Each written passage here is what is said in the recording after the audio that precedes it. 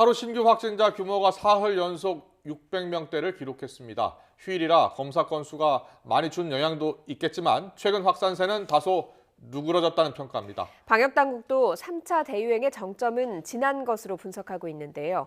다만 아직도 크고 작은 집단 감염이 잇따르고 있어서 긴장의 끈을 늦추지 않고 있습니다. 취재기자 연결합니다. 김승환 기자.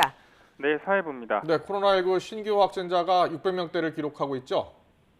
네, 그렇습니다. 오늘 0시 기준으로 신규 확진자는 665명입니다. 어제보다 24명 늘었지만 사흘 연속 600명대고 5일부터 일주일 가까이 세 자릿수를 유지하고 있습니다.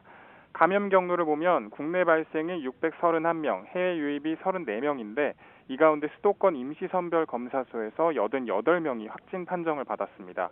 지역별로 보면 전체 지역 발생 가운데 60% 이상이 수도권으로 서울 179명, 경기 189명, 인천 32명입니다. 세종시를 제외하고 16개 시도에서 모두 확진자가 발생했는데 비수도권 지역에서는 부산, 대구, 울산, 충남에서 30명 이상 확진자가 나왔습니다. 사망자는 25명 늘어나서 누적 1,125명이고 위중증 환자는 401명으로 어제보다 8명 줄었습니다. 네, 이렇게 신규 확진 추세는 감소하고 있지만 아직도 크고 작은 집단 감염이 잇따르고 있죠. 네, 현재 가장 우려되는 곳은 경북 상주시에 있는 종교시설 BTJ 열방센터인데요. 어제 기준으로 누적 확진자가 500명을 넘었습니다. 선별검사를 받은 사람이 전체의 30% 정도에 불과해서 조사 결과에 따라서는 확진자가 크게 늘어날 가능성도 배제할 수는 없습니다. 이와 함께 YTN 취재 결과 경기도 평촌에 있는 한림대 성심병원 입원 환자들 가운데 확진자가 최소 2명이 발생한 것으로 확인됐습니다.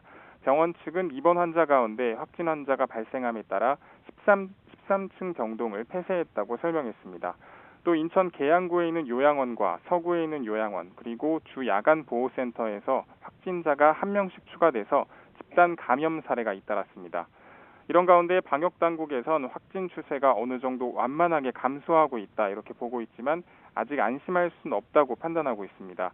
예정대로라면 다음 주인 18일부터 수도권 지역 노래방, 실내체육시설 등에 대한 영업이 재개되는데요. 방역당국은 그 전에 현재의 유행을 신속하게 더 낮은 수준으로 제어하려면 전 국민적인 사회적 거리두기 실천이 꼭 필요하다고 강조했습니다.